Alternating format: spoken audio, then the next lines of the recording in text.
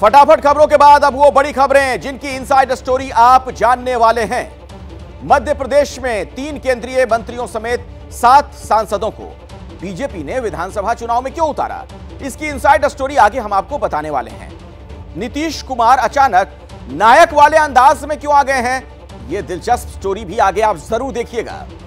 आतंकी हरदीप सिंह निज्जर की murder mystery में जस्टिन ट्रूडो के सबसे बड़े झूठ का पर्दाफाश भी आज हम करने वाले हैं। लेकिन सबसे पहले बात मध्य प्रदेश की, जहां बीजेपी ने 3 केंद्रीय मंत्रियों समेत 7 सांसदों को विधायकी का चुनाव लड़ाने के लिए उतार दिया।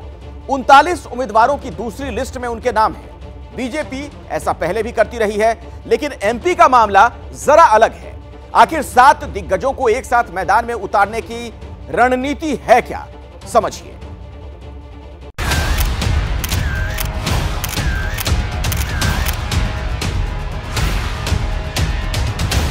कैलाश विजयवर्गीय,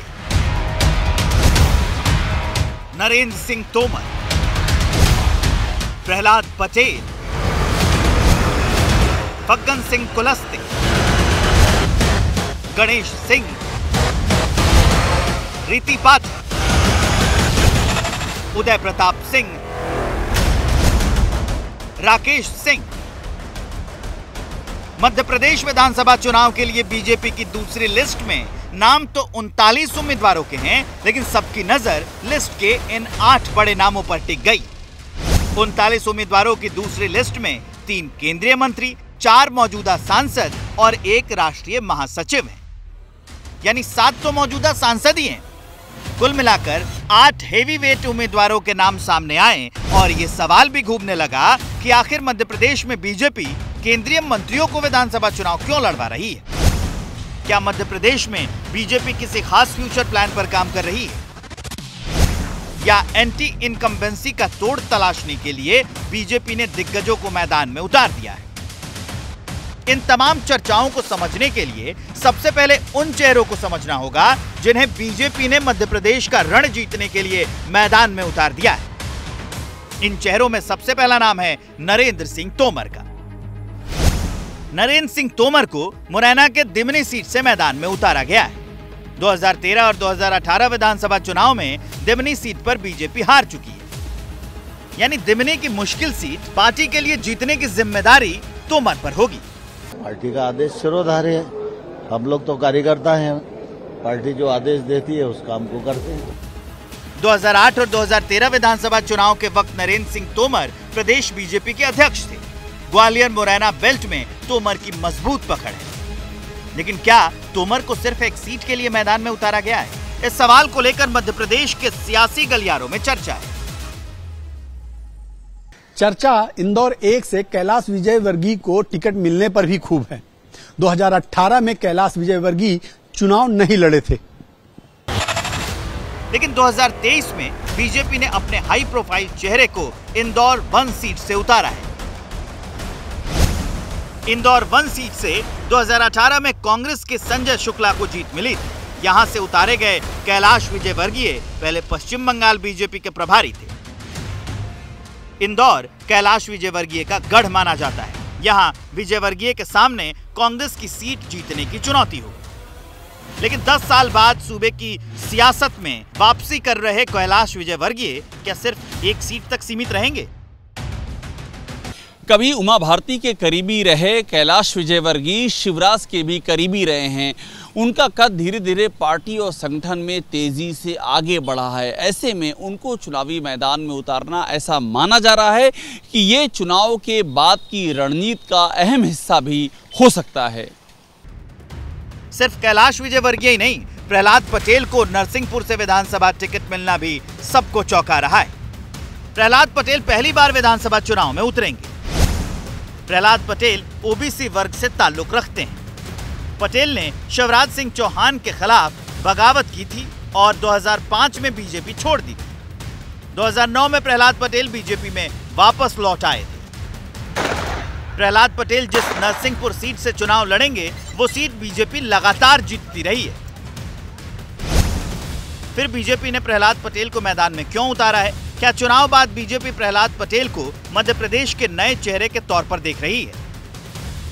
इन सवालों पर बीजेपी नेता अभी भी कुछ भी कहने से बच रहे हैं। चुनाव जीतने के लिए रणनीतिक तैयारी जो चाहिए उसके अनुसार हमारा नेतृत्व मंथन करने के बाद उस पर निर्णय कर रहा है। तो कोई नाराजगी? और सभी कार्यकर्ता होने के नाते से किसी को कुछ भी आदेश नेतृत्व कर सकता है। भारतीय जनता पार्टी की महाविजय को सुनिश्चित कर दिया है।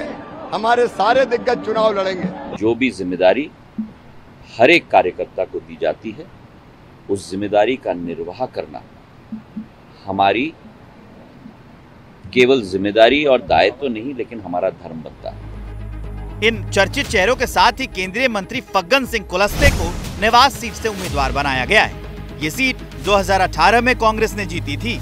जबलपुर से सांसद राकेश सिंह जबलपुर पश्चिम से विधानसभा चुनाव लड़ेंगे। ये सीट 2018 में कांग्रेस ने जीती थी। सांसद गणेश सिंह सतना से विधानसभा चुनाव में उतरेंगे। ये सीट 2018 से कांग्रेस के कब्जे में है। सांसद उदय प्रताप सिंह गाडरवाड़ा सीट से लड़ेंगे जिसे 2018 में कांग्रेस ने जीता था। इन दिग्गजों के सामने न सिर्फ अपनी सीट जीतने बल्कि अपने इलाके में बीजेपी को बढ़त दिलाने की जिम्मेदारी भी होगी। कांग्रेस कह रही है कि बीजेपी के सभी दिग्गज चुनाव हारेंगे। भाजपा में घबराहट की निशानी है। अब देखते हैं कौन किसको निपटाता है। दीवार पर लिखी हुई इबारत 3 बार अमित शाह जी गए, पढ़ ली उन्होंने, पढ़ लिया मोदी जी ने। तो इसीलिए एक शर्मनाक हार को बचाने के लिए नहीं, हार शर्मनाक न रह जाए इसलिए ये सब उतारे जाए। दिग्गजों को चुनाव में उतारने की बीजेपी की रणनीति नई नहीं है। इससे पहले त्रिपुरा में केंद्रीय मंत्री प्रतिमा भौमिक ने भी विधानसभा चुनाव लड़ा था। उत्तर प्रदेश में बीजेपी ने केंद्रीय मंत्री एसपी सिंह बघेल को अखिलेश यादव के खिलाफ मैदान में उतारा था। पश्चिम बंगाल में बीजेपी ने केंद्रीय मंत्री बाबुल सुप्रियो समेत 5 सांसदों को विधानसभा चुनाव में उतारा था। दिग्गजों को चुनाव मैदान में उतारकर पार्टी दमखम से चुनाव लड़ने का संदेश देती है। वहीं दिग्गजों के चुनाव मैदान में उतरने से उनके प्रभाव वाली सीटों पर भी इसका सीधा फायदा होता है। मध्य प्रदेश में बीजेपी इसी रणनीति पर आगे बढ़ रही है, लेकिन इस रणनीति का फ्यूचर कनेक्शन भी है। जिन 7 लोकसभा सांसदों को बीजेपी ने टिकट दिया है उन सीटों पर अगले चुनाव में बीजेपी नए चेहरों को टिकट दे सकती है। इससे पार्टी को सांसदों के खिलाफ नाराजगी का सामना नहीं करना पड़ेगा। यानी विधानसभा टिकट बंटवारे के जरिए लोकसभा चुनाव की रणनीति बन रही है। दिलचस्प ये भी है कि बीजेपी ने मध्य प्रदेश में चेहरे का ऐलान नहीं किया है। यानी विधानसभा चुनाव के नतीजों के बाद अगर समीकरण बदलते हैं तो फिर इन्हीं दिग्गजों में से किसी एक को सूबे की कमान भी सौंपी जा सकती है। मध्य प्रदेश में बीजेपी दिग्गजों के भरोसे सत्ता में वापसी की रणनीति बना रही है तो बिहार में नीतीश कुमार एक्शन मोड में हैं। नीतीश अब प्रशासन को चाक चौबंद करने में जुटे हैं और खुद ही निरीक्षण करने निकले। इस निरीक्षण में कौन पास हुआ, कौन फेल हुआ, आप देखिए हमारी special report.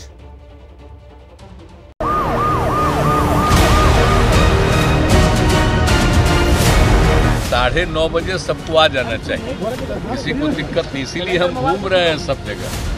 CM Nitish Kumar surprise visit पर निकले तो न कृषि मंत्री कुमार सर्वजीत चैम्बर में मिले,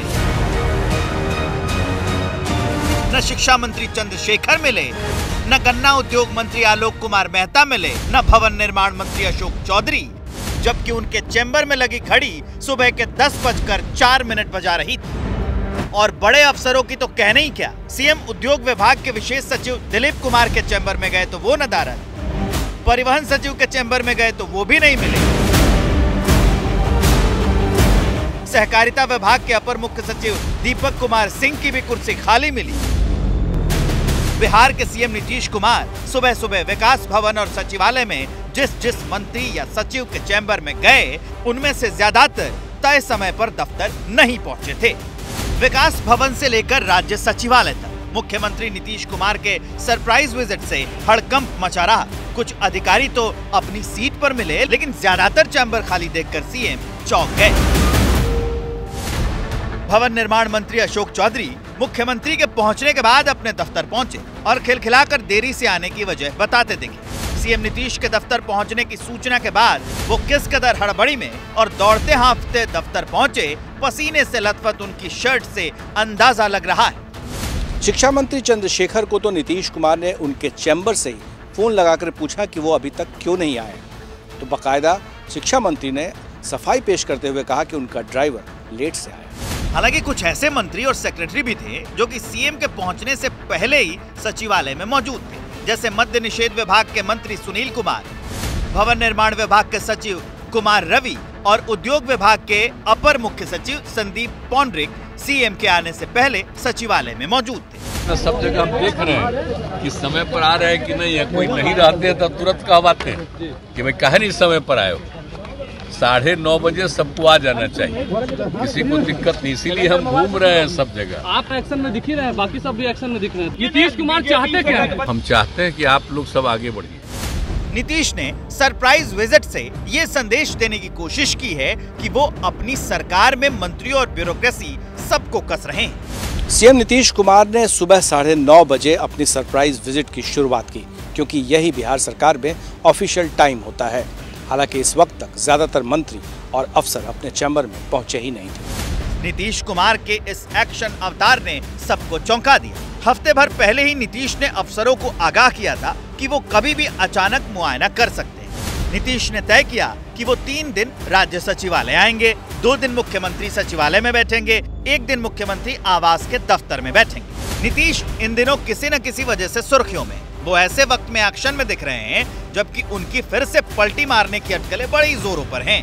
इन अटकलों को रोज कोई न कोई घटना या कोई न कोई नेता हवा दे रहा है। व्यक्ति बलवान नहीं होता, समय बलवान होता है। समय का इंतजार करिए। क्या रुपेंद्र जी, समय का इंतजार कीजिए, जो भी होगा वो अच्छा होगा। नीतीश जी आ जाएंगे, स्वागत होगा।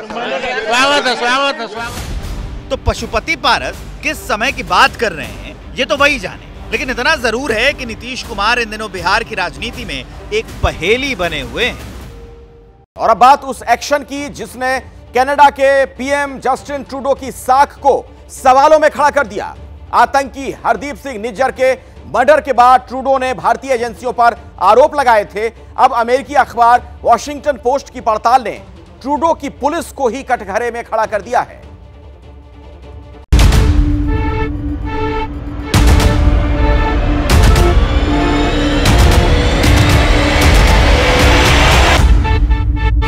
न वारदात के चश्मदीदों से पूछताछ की, न लोगों से वारदात की सीसीटीवी फुटेज की मांग, न 3 महीने में एक भी बार गिरफ्तारी कर पाए और सबूत के बगैर आरोप लगा दिए सीधे भारत। खालिस्तानी आतंकी हरदीप सिंह निज्जर के मर्डर केस में कनाडा के प्रधानमंत्री जस्टिन ट्रूडो दुनिया के सामने बुरी तरह एक्सपोज हो गए। ट्रूडो की चालबाजी का भंडाफोड़ किसी और ने नहीं बल्कि खुद अमेरिका के बड़े अखबार द वॉशिंगटन पोस्ट ने किया है। वॉशिंगटन पोस्ट की टीम ने निज्जर के मर्डर वाली जगह के आसपास 39 दुकानदारों और निवासियों से बात की। इन लोगों में से कई लोग 18 जून की उस वारदात के गवाह हैं। उन्हीं से पता चला है कि मर्डर के बाद पुलिस देरी से पहुंची, जबकि आम दिनों में उसकी नियमित गश्त रहती है। अखबार के मुताबिक निज्जर के मर्डर के बाद पुलिस चश्मदीदों से पूछताछ के लिए भी नहीं आई। तो वॉशिंगटन पोस्ट अखबार की रिपोर्ट से निज्जर हत्याकांड पर शक गहरा रहा है। आखिर कनाडा के पीएम ने भारत पर आरोप लगाने में ये जल्दबाजी क्यों दिखाई, जबकि उनकी अपनी जांच ही सवालों के घेरे में है। अमेरिकी अखबार ने ट्रूडो के दावे पर भी ये कहकर सवाल खड़े किए हैं कि मर्डर को लेकर कनाडा ने जैसे पहले कहा था वैसा नहीं है। वॉशिंगटन पोस्ट ने निज्जर के मर्डर का 90 सेकंड का सीसीटीवी वीडियो खंगाला है। अखबार के मुताबिक वीडियो से पता चलता है कि एक सेडान कार ने निज्जर के ट्रक को रोका था। इसके बाद सिख गेटअप वाले 2 बंदूकधारियों ने निज्जर पर अंधाधुंध फायरिंग करके उसे मार डाला। अखबार के मुताबिक कुल 50 राउंड गोलियां चली, जिनमें निज्जर को 34 गोलियां लगी।